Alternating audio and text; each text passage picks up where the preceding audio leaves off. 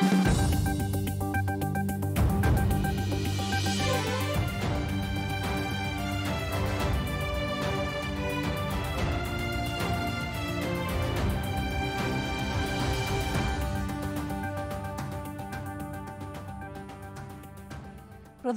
कार्यालयलाई निर्वाचन आयोगले सोध्यो 24 घण्टे स्पष्टीकरण।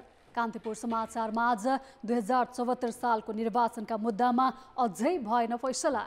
दृष्टिविहीनलाई गोप्य मतदान गर्ने अधिकारको चिन्ता। चाडपर्वका बेला सुन आयात नबढाएको भन्दै व्यवसायी असन्तुष्ट। अन्तर्राष्ट्रियमा अस्ट्रेलिया र इजरायल बीच कूटनीतिक तनाव अनि खेलकुदमा नवौं राष्ट्रिय खेलकुदको अपडेट। नमस्कार, अब मुख्य समाचार। चुनाव नजिकिँदै गर्दा शीर्ष नेताबीच जुहारी। एमालेको आलोचना गर्दै सत्ता गठबन्धनले अघि सार्यो स्थिरता र समृद्धिको नारा। बहसमा आउन देउबालाई ओलीको चुनौती। अपाङ्गता भएका व्यक्तिलाई मतदान गर्न समेत असहज। आफैले मत हाल्ने अधिकारबाट दृष्टिविहीन वञ्चित। विद्युतीय वा ब्रेल लिपिको मतपत्र माग। खेतीयोग्य बाँझो जमिन उपयोगमा ल्याउने सरकारको योजना अझै कार्यान्वयनमा आएन। खाद्य सुरक्षामा चुनौती। कृषिजन्य वस्तुको परनिर्भरता बढ्दै। अस्ट्रेलियाले पश्चिम जेरुसलेमलाई इजरायलको राजधानी मान्यता दिने निर्णय उल्ट्यायो। इजरायल र प्यालेस्टाइन बीचको सहमति शान्ति वार्ता मार्फत हुनुपर्ने अडान। र नवौं राष्ट्रिय खेलकुदको पदक तालिकामा 79 स्वर्णसहित आर्मी क्लबकै अग्रता। महिला म्याराथनमा बिन्द्रा च्याम्पियन।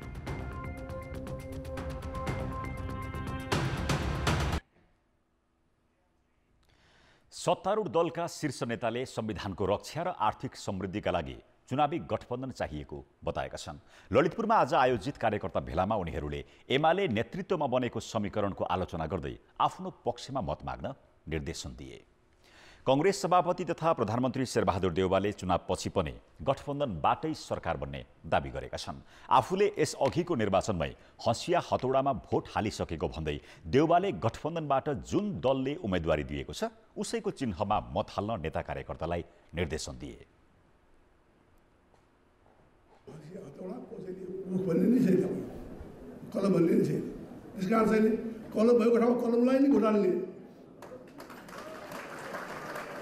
हँसिया भएको ठाउँमा हँसियालाई नै भोट हाल्ने, रुखलाई रुखलाई नै भोट हाल्ने। संवैधानिक व्यवस्थालाई लत्याउँदै राति 2 बजे राष्ट्रपति मार्फत संसद विघटन गर्नेका विरुद्ध सत्ता गठबन्धन बनेको देउवाको प्रस्तुति थियो। माओवादी केन्द्रका अध्यक्ष पुष्पकमल दाहालले एमालेको नेतृत्वमा राजावादी, प्रतिगामी र गणतन्त्र विरोधी गठबन्धन बनेको आरोप लगाए। मङ्सिर 4 को निर्वाचन अग्रगमनका पक्षधर र परिवर्तनका विरोधी बीचको प्रतिस्पर्धा भएको उनको जिकिर छ। सबै उत्पीडित वर्ग, जाति, क्षेत्र, समुदायले पाएको समावेशी समानुपातिक अधिकार बचाउनु छ। त्यसको निम्ति आजको दिनदेखि 2 गतेसम्म लगातार हामी सबैले एक ढिक्का भएर खट्यौँ भने मलाई विश्वास छ 4 गतेपछि सरकार पनि हाम्रो गठबन्धनकै बन्छ। त्यसपछि हामी जाने आर्थिक विकास र समृद्धितिर हो। एकीकृत समाजवादीका अध्यक्ष माधव कुमार नेपालले चुनावपछि सत्ता गठबन्धनकै सरकार बन्ने दाबी गरेका छन्। वाम लोकतान्त्रिक गठबन्धन बनाएर हो कि अप्राकृतिक हो यो प्रश्न खडा हुन्छ। ठिक त्यही प्रश्न काउन्टर प्रश्न हामीले पनि तेर्स्याउनु पर्छ। अर्को गठबन्धन जुन हाम्रा विपक्षीले बनाएका छन् त्यो पवित्र गठबन्धन हो कि अपवित्र गठबन्धन हो? वाम लोकतान्त्रिक गठबन्धन बनाएर चुनावी प्रतिस्पर्धामा उत्रिएका सत्तारूढ 4 दलले एमाले अध्यक्ष केपी ओली र विपक्षी तालमेलको चर्को आलोचना गर्दै आएका छन्।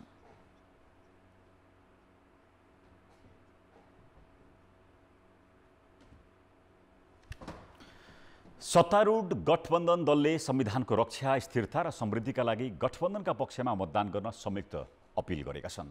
गठबन्धनका तर्फबाट नेपाली कांग्रेसका सभापति एवं प्रधानमन्त्री शेरबहादुर देउवा, माओवादी केन्द्रका अध्यक्ष पुष्पकमल दाहाल र एकीकृत समाजवादीका अध्यक्ष माधव कुमार नेपालले संयुक्त अपिल गरेका हुन्।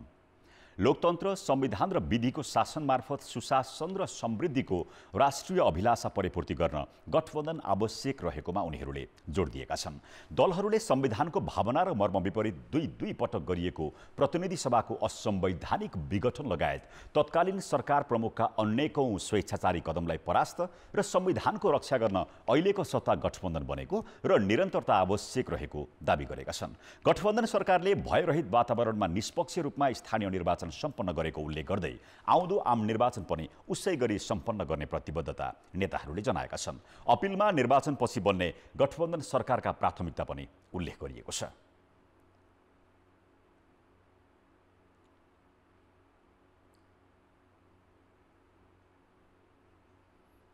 यता नेकपा एमालेका अध्यक्ष केपी शर्मा ओलीले आगामी निर्वाचन केन्द्रित बहसमा आउन प्रधानमन्त्री एवं नेपाली कांग्रेसका सभापति शेरबहादुर देउवालाई चुनौती दिएका छन्। दुई पटक संसद विघटन र संविधान मास्न खोजेको आरोप खेपिरहेका एमाले अध्यक्ष ओलीले आज सामाजिक सञ्जाल फेसबुक मार्फत धेरैले प्रधानमन्त्री देउवासँग प्रत्यक्ष संवादमा आउन भनेकाले आफू त्यसका लागि तयार रहेको उल्लेख गरेका छन्। ओलीले पश्चिमा मुलुकमा निर्वाचनको बेला लाइभ डिबेट हुने भन्दै देउवा त्यसका लागि तयार हो कि होइन भनेर प्रश्न समेत गरेका छन्।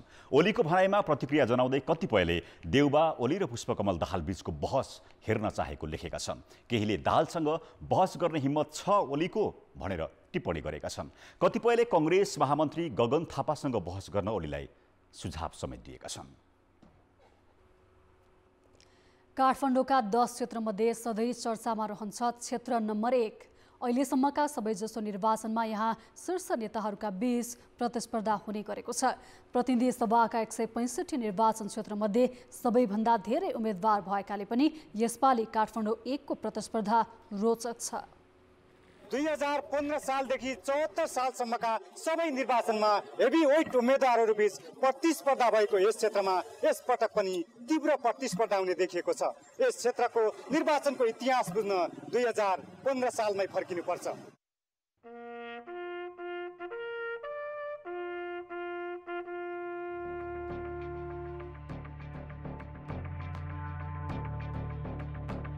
पहिलो संसदीय चुनावमा नेपाल कम्युनिस्ट पार्टीका महासचिव पुष्पलाल श्रेष्ठलाई पराजित गर्दै कांग्रेस संस्थापक नेता गणेशमान सिंह चुनिए।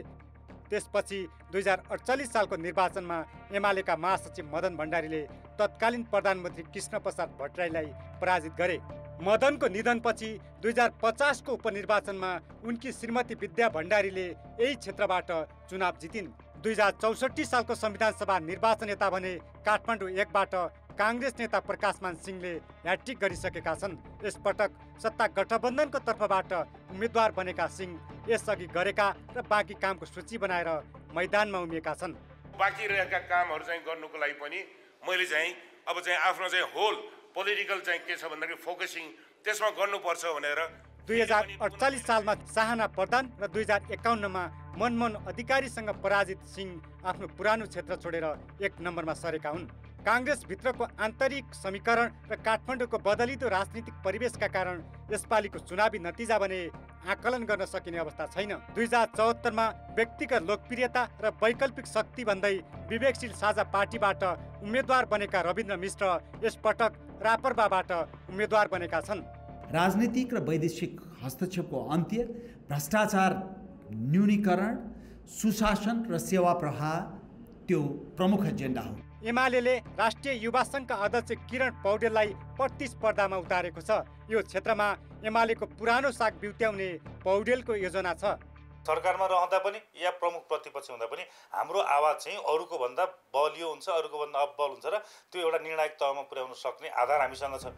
ठुला दलका उम्मेद्वारलाई नयाँ पार्टी र स्वतन्त्र उम्मेद्वारले पनि चुनौती दिइरहेका छन्।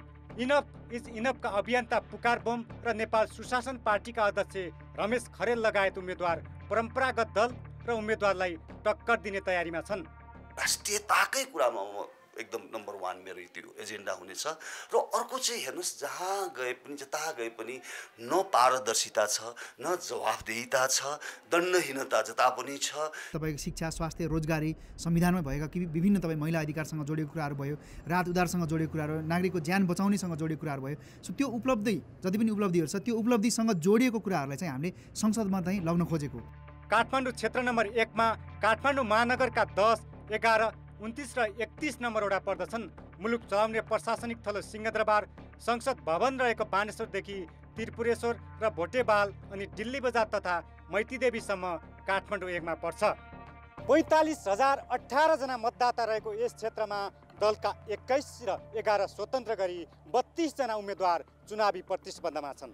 यी मध्ये को चुनिन्छन् यसका लागि मङ्सिर 4 कुर्नै पर्छ। कान्तिपुर समाचारका लागि क्यामेरामा मुरारी घिमिरे र विनोद कोजुका साथ प्रकाश बम, काठमाडौँ। निर्वाचनमा आफूले चाहेको उम्मेदवारलाई मत दिन पाउनु हरेक मतदाताको नैसर्गिक अधिकार हो, तर पूर्ण रूपमा दृष्टि गुमाएका, न्यून दृष्टि भएका, साङ्केतिक भाषाको प्रयोग गर्ने लगायतका अपाङ्गता भएका मतदाता अधिकार प्रयोगबाट वञ्चित हुँदै आएका छन्। यस्ता मतदाताले सहज रूपमा मतदान गर्न पाउने व्यवस्था निर्वाचन आयोगले गर्न सकेको छैन।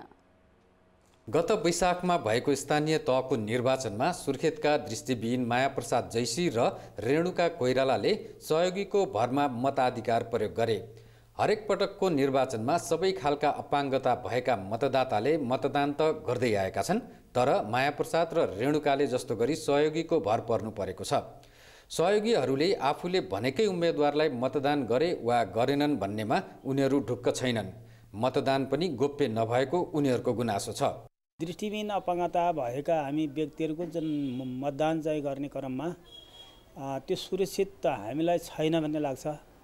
किनभने विभिन्न खालको राजनीतिक दलबाट त्यहाँ बस्नु भएको हुन्छ एजेन्ट, उहाँहरू र मत अधिकृत त्यो मतदान अधिकृतजीहरूले पनि अब त्यो कहाँ मत हाल्यो त भन्ने यसो केयर गर्नुहुन्छ। के चाहन्छु भने कि अब मेरै आफ्नै अब एका घरको अनि अब मेरो आफ्नै बालबच्चाहरू लिएर अथवा मेरो आफ्नै मान्छे लगेर जानु पर्यो कि भने मैले आफै हाल्ने माध्यमबाट विद्युतीयबाट नै भयो भने मलाई सहज हुन्छ। सन् 2019 को आँखा स्वास्थ्य सर्वेक्षणको तथ्याङ्क अनुसार मायाप्रसाद र रेणुका जस्ता कर्णाली प्रदेशमा झन्डै 16,948 जनाले हरेक निर्वाचनमा सहयोगीको भर पर्नु परेको छ। निर्वाचन आयोगले मतपत्र तथा मतदान केन्द्र अपाङ्ग मैत्री बनाउने भन्दै आएको छ, तर दृष्टिविहीनका लागि भने कुनै चासो देखाएको छैन। मतपत्र छ त्यो चाहिँ अब दृष्टि सम्बन्धी अपाङ्गता भएका व्यक्तिहरूको हिसाबले हेर्दाखेरि त्यो पहुँचयुक्त छैन। त्यो यदि सम्भव हुन्थ्यो भने इभिएम अथवा इलेक्ट्रोनिक भोटिङ मेसिन भएको भए अलि बढी पहुँचयुक्त हुन्थ्यो र अथवा कुनै पनि स्पर्शयुक्त ब्यालेट पेपर भएको भए दृष्टि सम्बन्धी अपाङ्गता भएका व्यक्तिहरूको लागि एउटा सजिलो हुन्थ्यो। अहिले अब इच्छाकै व्यक्ति मार्फतै मतदान गर्ने हुन्छ, त्यस्तो छुट्टै व्यवस्था केही भएको छैन। अब पहल चाहिँ भएको छ, कुरा भएको छ। नेपालमा 1,20,000 दृष्टिविहीन छन्। यस्तै 10,25,000 मानिसमा उच्च तथा मध्यम प्रकारको दृष्टिदोषको समस्या छ भने 11,50,000 अन्धोपन वा दृष्टिदोषबाट प्रभावित छन्। नेपालीमा देखिएको अन्धोपनको 66% उपचारबाट निको पार्न सकिने र 16% अन्धोपन रोकथाम गर्न सकिने खालको छ। विद्युतीय मतदान प्रणालीको व्यवस्था नभएसम्म दृष्टिविहीनले मतदान गर्न अरूको भर पर्नुपर्ने अवस्था अन्त्य हुने देखिँदैन। कान्तिपुर समाचारका लागि क्यामेरामा नवीन साईका साथ कमल पन्त, वीरेन्द्रनगर, सुर्खेत। अब जनमतको अन्तिम परिणाम। जनमतमा हिजो हाम्रो प्रश्न थियो, नेपाल आयल निगमले इन्धनको मूल्य घटाउन किन आलटाल गरेको होला? ए एकाधिकारको परिणाम, बी उपभोक्तामाथि खेलवाड र सी घाटा थेग्न नसकेर। जनमतको अन्तिम परिणाम यस्तो छ, ए एकाधिकारको परिणाममा 46%, बी उपभोक्तामाथि खेलवाडमा 24% र सी घाटा थेग्न नसकेरमा 30%। अब आजको प्रश्न। जनमत हाम्रो प्रश्न छ, दृष्टिविहीनले आफैले मतदान गर्न पाउने अधिकार सुनिश्चित गर्न के गर्नु पर्ला? ए चिन्न सक्ने मतपत्र बनाउने, बी विद्युतीय मेसिनको प्रयोग र सी सहयोगीकै भर। जनमतको अन्तिम परिणाम भोलि साँझ 8 बजेको कान्तिपुर समाचारमा प्रसारण गर्नेछौँ। कृपया NEWS news space A B वा सी टाइप गरी 34001 मा SMS गरी आफ्नो मत व्यक्त गर्नुहोला। प्रतिनिधि सभामा प्रत्यक्षतर्फ 165 जना प्रतिनिधि चयन हुनेछन्। 35वटा जिल्लाबाट एक जना प्रतिनिधि छानिँदा काठमाडौँबाट मात्रै 10 जना निर्वाचित हुनेछन्। चुनावका बेला निर्वाचन क्षेत्रमाथि बहस हुने गरेको छ। निर्वाचन क्षेत्र निर्धारण गर्दा मतदाता भूगोल र स्रोतलाई आधार मान्ने व्यवस्था भए पनि क्षणिक राजनीतिक लाभ हानि हेर्ने प्रवृत्तिले मतदाता अन्यायमा परेको देखिएको छ। प्रतिनिधि सभामा प्रत्यक्षतर्फबाट प्रदेश 1 मा 28 जना चयन हुन्छन्। यहाँको मतदाता संख्या 33,96,865 छ। प्रदेश 1 मा भन्दा मध्य प्रदेशमा मतदाता 10,000 कम छन्, तर मध्य प्रदेशमा 32 सिट छ। बागमती प्रदेशमा मतदाता 34,71,492 हुँदा 33 जना प्रत्यक्ष निर्वाचित हुन्छन्। 6 वटा निर्वाचन क्षेत्र रहेको मोरङमा 7,35,525 जना मतदाता छन्, जबकि मोरङमा भन्दा 83,379 कम अर्थात् 6,52,126 मतदाता रहेको काठमाडौँमा 10 निर्वाचन क्षेत्र छन्। 2 वटा निर्वाचन क्षेत्र रहेको भक्तपुरमा 1,94,429 मतदाता हुँदा भौगोलिक रूपमा भक्तपुर भन्दा ठुलो रामेछापमा 1,80,106 मतदाता छन्, तर यहाँ एक मात्र निर्वाचन क्षेत्र छ। 7 वटै प्रदेशको मतदाता संख्या, भूगोल र निर्वाचन क्षेत्र हेर्ने हो भने पटक्क नमिलेको देखिन्छ। निर्वाचन क्षेत्र निर्धारण गर्दाखेरि को पोजिसन हो, त्योभन्दा अहिले आएर अब आज 6-7 वर्ष त बित्यो नि त, त्यो बित्दाखेरि चाहिँ केही पोजिसन चेन्ज भएको हुनसक्छ। नभए अब भूगोल, जनसङ्ख्या र जिल्ला, एउटा जिल्लामा एउटा मिनिमम हुनुपर्ने यो आधारमा निर्वाचन क्षेत्र निर्धारण आयोगले निर्वाचन क्षेत्र निर्धारण गर्ने हो। 2073 सालमा निर्वाचन क्षेत्र निर्धारण आयोगले प्रतिनिधि सभातर्फ 165 क्षेत्र निर्धारण गरेको थियो। त्यसबेला जनसङ्ख्या, मतदाता, भूगोल लगायतका विषयमा सन्तुलन कायम गरेको दाबी गरिए पनि राजनीतिक लाभ हानि हेरेर क्षेत्र विभाजन गरिएको भन्दै विरोध समेत भएको थियो। संविधानले 20 वर्षमा निर्वाचन क्षेत्र पुनरावलोकन गर्नुपर्ने व्यवस्था गरेकाले अझै थप 3 वटा निर्वाचन कुर्नुपर्ने देखिन्छ। कुनै ठाउँमा मिलेको छैन भने त्यसका चाहिँ गाउँहरूलाई नमिलेको कहीँ टाढो परेको छ भने अर्को क्षेत्रमा गाप्न पनि सकिन्छ, अर्को क्षेत्रको अर्को क्षेत्रमा नै लैजान सकिन्छ है। र त्यस्तै अति आवश्यक परेको छ भने त्यस्तो ठाउँमा थप्न पनि सकिने कुरा हुन्छ। त थप्ने भनेको कुरो चाहिँ अत्यन्तै संवेदनशील चाहिँ कुरा हो। कुनै निर्वाचनमा 40,000 मतदाताले 1 जना प्रतिनिधि पाउँदा कुनैमा 1.5 लाख भन्दा बढी मतदाताले पाउने गरेका छन्।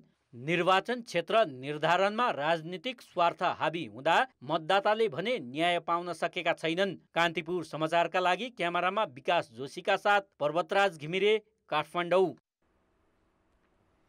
अब बाँकी समाचार। निर्वाचन आयोगले प्रधानमन्त्री तथा मन्त्री परिषद कार्यालयलाई 24 घण्टे स्पष्टीकरण सोधेको छ। कामचलाउ भूमिकामा रहेको सरकारले दूरगामी निर्णय गरेको भन्दै निर्वाचन आयोगले आज स्पष्टीकरण सोधेको हो। प्रधानमन्त्री शेरबहादुर देउवाले निर्वाचन आचार संहिता पालना गर्ने प्रतिबद्धता जनाएको भए पनि वार्षिक कार्यक्रमभन्दा बाहिरका नयाँ नीति पारित गरेको हो वा होइन भन्ने विषयमा स्पष्टीकरण सोधिएको प्रवक्ता शालिग्राम शर्मा पौडेलले बताए। आयोगले प्रधानमन्त्री कार्यालयलाई लेखेको पत्रमा बुधबारसम्म यी प्रश्नको जवाफ दिन निर्देशन दिएको छ।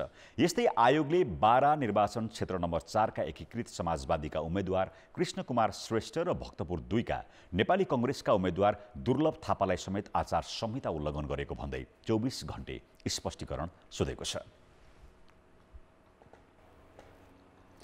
निर्वाचन आयोगले आसन्न निर्वाचनलाई लक्षित गर्दै सामाजिक सञ्जाल फेसबुकसँग समन्वय गर्ने भएको छ। यससँगै आयोगले अन्य सामाजिक सञ्जाल ट्विटर तथा टिकटकसँग पनि समन्वयको प्रक्रिया अगाडि बढाएको छ।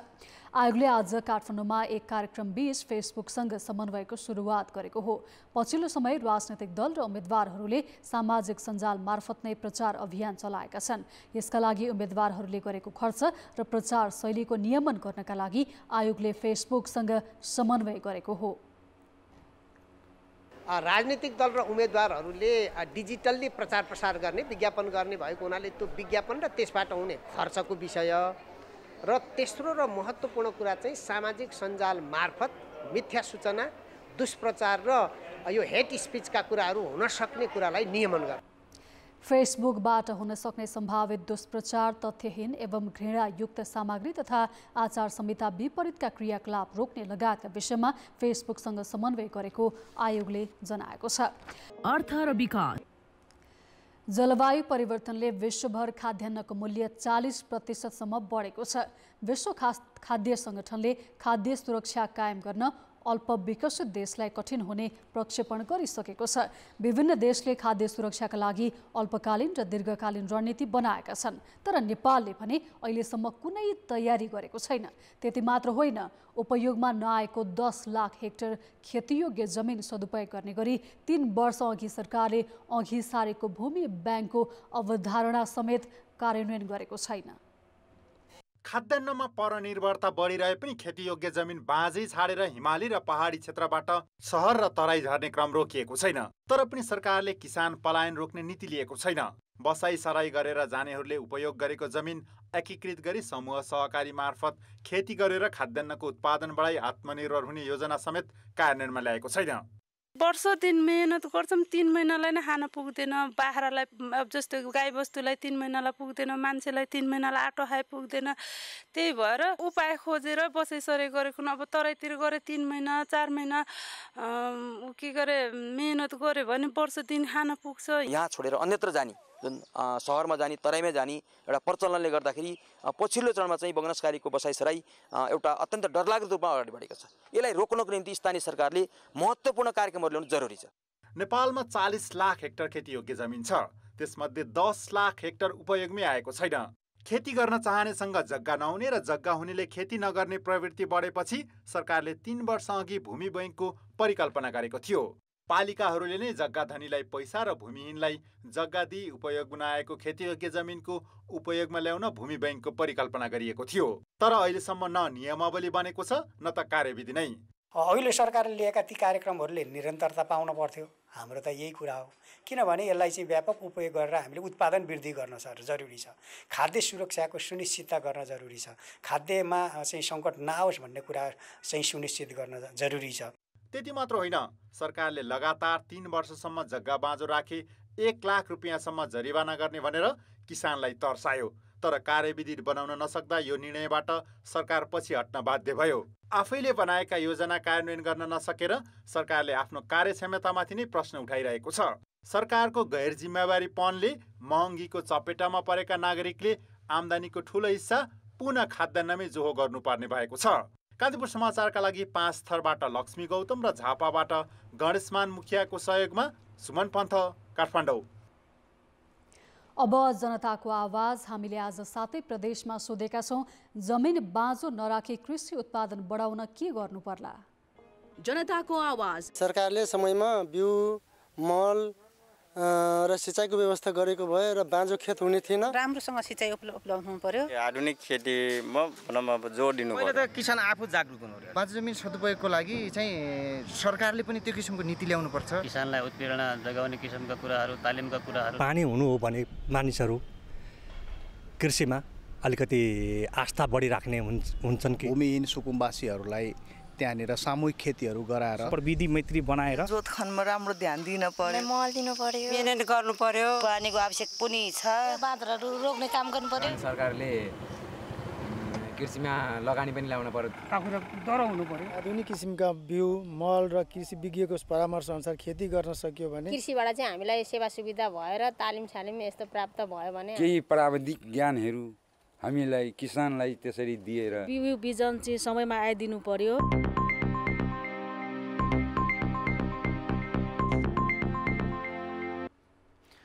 तिहार र विवाहको समयमा दैनिक 25 देखि 30 किलोसम्म सुनको माग हुने गरेको छ। तर सरकारले दैनिक 10 किलो मात्रै आयात गर्न दिएपछि समस्यामा परेको गुनासो व्यवसायीले गरेका छन्।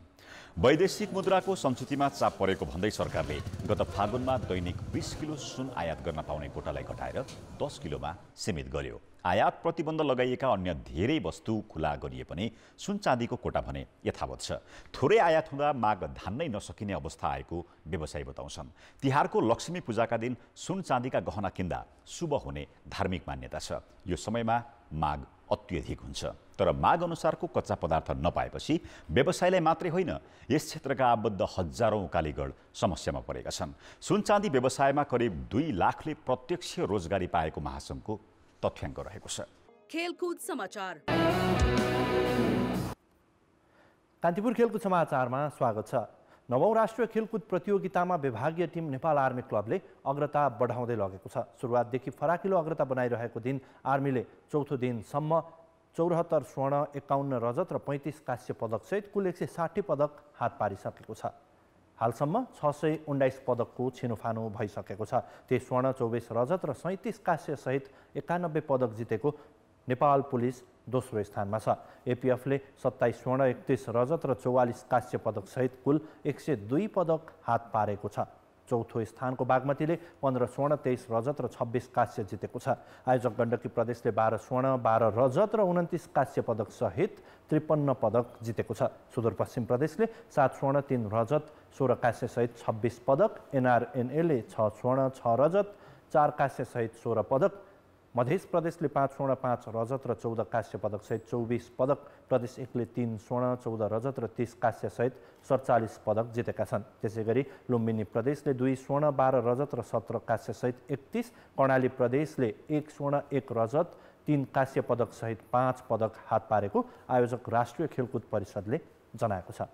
नवौं राष्ट्रिय खेलकुद अन्तर्गत म्याराथनमा पुरुषतर्फ गण्डकी प्रदेशका अनिश थापा मगर र महिलातर्फ एपीएफकी बिन्द्रा श्रेष्ठले स्वर्ण जितेका छन्। अनिशले 2 घण्टा 22 मिनट 54 सेकेन्डमा दूरी पुरा गरे। महिलातर्फ बिन्द्राले स्वर्ण जितिन्। उनले निर्धारित दूरी 2 घण्टा 57 मिनट 23 सेकेन्डमा पुरा गरिन्। त्यसअघि सम्पन्न एथलेटिक्सको पुरुष 400 मिटर दौडमा सोमबहादुर कुमारले स्वर्ण जिते। पोखरा स्टेडियममा त्रिभुवन आर्मी क्लबका सोमले 47.95 सेकेन्डमा दूरी पुरा गरे। महिलातर्फ एपीएफकी रमिता थारूले राष्ट्रिय कीर्तिमानका साथ स्वर्ण हात पारिन्। उनले दूरी पुरा गर्न 58.10 सेकेन्डको समय लगाइन्। उनले तुलसा खत्रीले बनाएको 59.57 सेकेन्डको कीर्तिमान भङ्ग गरेकी हुन्। लङ जम्पमा पहिलो भएकी आर्मीकी जयरानी थारूले कीर्तिमान बनाइन्। जयरानीले 5.58 मिटर जम्पसहित स्वर्ण जितेकी हुन्। त्यसअघि लुम्बिनीकी निशाद चौधरीको नाममा 5.47 मिटरको राष्ट्रिय कीर्तिमान थियो। जारी प्रतियोगितामा जयरानीको तेस्रो स्वर्ण हो। 400 र 100 मिटर हडल्समा जयरानीले यसअघि स्वर्ण जितेकी थिइन्। लङ जम्प पुरुषमा 7.06 मिटरको राष्ट्रिय कीर्तिमानसहित एपीएफका सालिम देवानले स्वर्ण हात पारे। हाम्रो समाजमा अझै पनि एउटी महिला आमा बनिसकेपछि आफ्ना सपनाहरूसँग सम्झौता गर्नुपर्छ भन्ने मानसिकता छ। तर यसो भन्नेहरूका लागि बिन्द्रा श्रेष्ठले पोखरा रङ्गशालाबाट गतिलो जवाफ दिएकी छन्। उनको सन्देश छ, सन्तान जन्मिएपछि महिला अझ बढी आत्मविश्वासी, निडर र शक्तिशाली हुन्छन्। 38 वर्षीय वृन्दाले 9औं राष्ट्रिय खेलकुद अन्तर्गत म्याराथनमा स्वर्ण जितेर गर्विलो सन्देश दिएकी हुन्। ललितपुर स्थित घरमै रहेकी 8 वर्षीय छोरीले मंगलबार बिहानै बिन्द्रालाई फोन गरिन् र भनिन्, मैले मन्दिरमा गएर तपाईका लागि प्रार्थना गरेकी छु। म्याराथनमा डेब्यू गरेकी उनलाई छोरीको फोनले ऊर्जा थप्यो। 9औं राष्ट्रिय खेलकुदमा एपीएफ क्लबबाट सहभागी बिन्द्राले म्याराथनमा स्वर्ण पदक जितिन्। उनले यो स्वर्ण छोरीलाई समर्पण गरेकी छन्।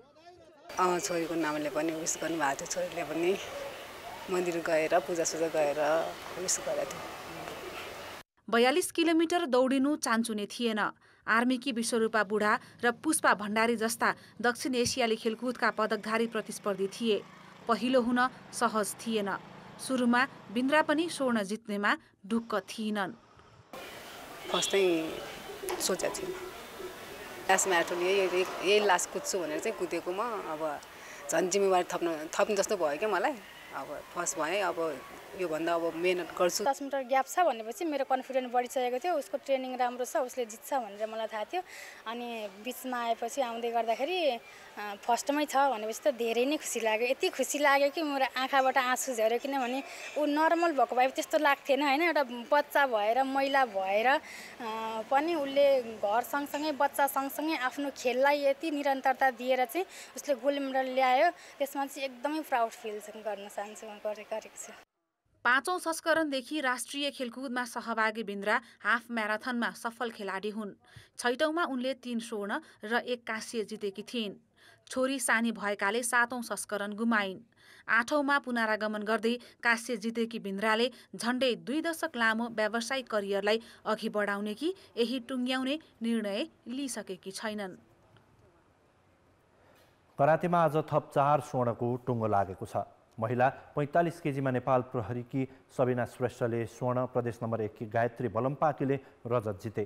महिला 55 केजीमा पुलिसकी जिया कार्कीले स्वर्ण जितिन्। पुरुषतर्फ 50 केजीमा सुदूरपश्चिम प्रदेशका आनन्द कार्कीले स्वर्ण जिते। पुरुष 55 केजीमा एपीएफका विजय श्रेष्ठले स्वर्ण हात पारे। करातेका 19 मध्ये 17 इभेन्टका फाइनल सकिएका छन्। म्याग्दीमा जारी टेक्वान्डोमा विभागीय टिम नेपाल पुलिस, सशस्त्र र सेनाले पदकमा वर्चस्व कायमै राखेका छन्। चौथो दिन 16 वटा इभेन्ट सकिँदा पुलिस क्लबले 8 स्वर्ण पदक जितेको छ। आर्मीले 5, एपीएफले 2 र मध्य प्रदेशले 1 स्वर्ण हात पारेका छन्। पर्वतमा जारी कराते प्रतियोगितामा व्यवस्थापनकै गुनासो बढेको छ। व्यवस्थापकीय पक्षका बारेमा पटक पटक प्रश्न उठिरहेको छ। बिना पूर्वाधार खेलाडीलाई मैदानमा उतारिएको छ। उत्साहका साथ प्रतियोगितामा सहभागी खेलाडीहरू खेल स्थल र व्यवस्थापन देखेर निराश छन्। कतिपय खेलमा समन्वयको समेत अभाव देखिएको छ।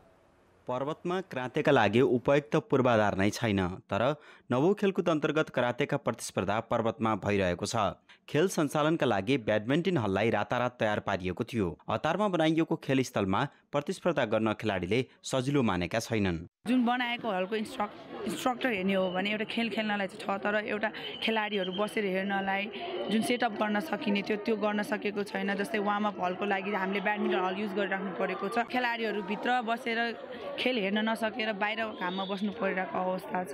अलिकति इन्फ्रास्ट्रक्चरमा चाहिँ कमी नै देखिएको छ। फर्स्टमा चाहिँ टोयलेटको समस्या छ है। हामी यहाँबाट धेरै डिस्टेन्स पर पनि बसेको छौँ र हामी अलिकति फरेस्ट एरिया टाइपमा चाहिँ हामी गेम खेल्न आउनु परेको छ। करातेमा कुल 19 स्वर्णका लागि 10 टिमका करिब 700 खेलाडीले प्रतिस्पर्धा गरिरहेका छन्। पर्वतमा खेलस्थल मात्र नभई खाना र बस्न समेत समस्या भएको खेलाडीको गुनासो छ। व्यवस्थापन भद्रगोल छ, सुधारका लागि ध्यान दिइएको छैन। कुसमा एउटा नेसनल गेम भइरहेको छ, तर यहाँ कोही पनि कर्मचारी कोही पनि छैन। एउटा अध्यक्ष मात्रै हुनुहुन्छ, उहाँ पनि मुद्दा लडेर आउनुभएको, अरू कोही पनि छैन होइन। अब थोरै जनशक्तिले धेरै काम गर्नुपर्ने। यहाँ लगभग 700 जना अहिले खेलाडीहरू पर्वतमा भित्रिनु भएको छ। उहाँहरूलाई चाहिँ म्यानेजमेन्ट गर्न हामीलाई एकदम गाह्रो भएको छ। प्रतियोगितामा सहभागी खेलाडी, प्रशिक्षक र रेफ्रीका बीचमा समन्वय पनि अभाव देखिएको छ, जसका कारण खेलकै क्रममा विवाद हुने गरेको छ। कोचहरू पनि WKF रुल्समा अपडेट हुनुपर्छ। नियमहरू, नीतिहरू बारम्बार चेन्ज भइराखेको हुन्छ। त्यो अनुसार अपडेट हुनु भएर आयो भने रेफ्रीहरूसँग उहाँहरूलाई पनि प्रब्लम हुँदैन र उहाँहरूले गर्दा रेफ्रीहरूलाई पनि प्रब्लम हुँदैन। देशभरका कराते खेलाडी पर्वतमा छन्। पर्वतमा खेलकुदको रौनक छाएको छ, तर व्यवस्थापकीय कमजोरीले सहभागीमा निराशा बढेको छ। कान्तिपुर समाचारका लागि रामकृष्ण नामिछाने, पर्वत। पोखरामा हकी खेलका लागि मैदान नै छैन। त्यसैले निजी विद्यालय तथा संस्थाका मैदानमा 9औं राष्ट्रिय खेलकुद अन्तर्गत हकीका खेल खेलाइँदैछ। निजी संस्थाका मैदान पनि प्रतियोगिताका लागि अनुकूल नहुँदा खेलकै क्रममा खेलाडी घाइते भएका छन्। पोखराको लामाचौर स्थित गण्डकी बोर्डिङ स्कुलमा महिला र हेम्जकको गौरीशङ्कर खेल मैदानमा पुरुषतर्फ हकीका खेल भइरहेको छ। लुम्बिनी प्रदेशकी गोलकिपर पुनम डाँगी खेल्ने क्रममा लडेर घाइते भइन्। पहिलो खेलमै खुट्टाको चोट खेप्न पुगेकी उनी त्यसपछि खेलमा फर्किन सकिनन्। मैदानको लेभल नमिलेका कारण उनी लडेकी हुन्। फर्स्ट मैच थियो, त्योमा म गोलकिपर थिएँ। गोलकिपरमा यस्तो किकुरो हान्नुपर्छ, त्यो ग्राउन्ड लेभल ठिक थिएन। अनि मैले किक हाने यो खुट्टाबाट, अनि पुरा ब्यालेन्स योमा भयो। अनि त्यसपछि ग्राउन्ड लेभल थिएन, त्यसपछि मड्केर यहाँबाट लिगामेन्ट खिचेको जस्तो भन्छन् डक्टरले। 3 दिनको रेस्ट भनेछन्। त्यसपछि आज MRI हुन्छ, त्यसपछि थाहा लाग्छ च्याते छ कि अलिकति खिचेछ। प्रतियोगिता सुरु भएकै दिन तयार भएको मैदानमा ढुङ्गा र खाल्डा खुल्डी छन्, जसका कारण खेलाडी दैनिक जसो घाइते भइरहेका छन्। महिला टोलीकै मध्य प्रदेश कप्तान गीता कुमारी मगर पनि घाइते छिन्। सेवा सुविधा र भौतिक पूर्वाधारका कारण खेलाडी निराश छन्। हकीको लागि चाहिँ एउटा सम्म जमिन चाहिन्छ हैन, र त्यो यो त तपाईहरुले पनि देखिरहनु भएको कुरो एकदम बिल्कुलै छैन हैन। गाडा गोड चाहिँ अब जस्तै ए साइडको चाहिँ पोल पनि देख्न सक्नुहुन्छ, त्यहाँ चाहिँ एकदम खाल्टोमा छ हैन। त्यही कारणले गर्दाखेरि खेलाडीहरुको लागि चाहिँ यो एकदम उपयुक्त मैदान पनि होइन, र त्यस कारणले गर्दाखेरि धेरै यो ग्राउन्डको कारणले गर्दाखेरि धेरै चोटपटक पनि लागिरहेको छ। अब खेलेर पनि त्यस्तो केही पनि राज्यबाट त्यस्तो केही पनि आफूलाई उपयोग भएको छैन नि त। अनि हामी छोड्ने नै भनेर नै बसेको, तर लास्ट गेम बहिनीहरुलाई पनि अब अलिकति सहज होस् हैन। अनि त्यो भएर अनि लास्ट गेम अब हामी आएर खेलौँ, अनि बहिनीहरूलाई पनि हामीले खेलेको देखेर अलिकति केही सिकेर उनीहरू अघि बढ्छ कि भन्ने हिसाबले हामी टिम लिएर आएको हो। हामीले राष्ट्रिय खेलकुद परिषदले समयमै बजेट उपलब्ध नगराउँदा र ठेकेदार कम्पनीले समयमै मैदान मर्मत नगरिदिँदा यो अवस्था आएको हकी सङ्घका पदाधिकारी बताउँछन्। राष्ट्रिय खेलकुद परिषदले या त सङ्घलाई ल तिमीहरू गर बजेट कति चाहिन्छ भनेर मागेर हामीलाई कोअर्डिनेसन गरेर हाम्रो पनि मागहरू सुनवाई गरिदिएको भए अलिक स्तरीय व्यवस्थित हुन्थ्यो होला। अब हामीसँग उहाँहरूले जे माग्नुभयो हामीले दियौँ, तर त्यसलाई चाहिँ उहाँहरूले सम्बोधन गर्नु भएन। सबै पावर उहाँहरू आफू खेलकुद परिषदभित्रै राख्न खोज्दाखेरि अहिलेको यो व्यतिथि चाहिँ देखिएको हो। हकी टपमा खेल्नुपर्ने हो, तर नेपालमा उपलब्ध छैन। घाँसे मैदानमा खेल्दै आए पनि समयमै मैदान तयार नहुँदा बारम्बार खेलाडी घाइते भइरहेका छन्। कान्तिपुर समाचारका लागि भूपाल गुरुङ, पोखरा। खेलकुद समाचार अहिलेलाई यति नै। अब मौसम सम्बन्धी जानकारी।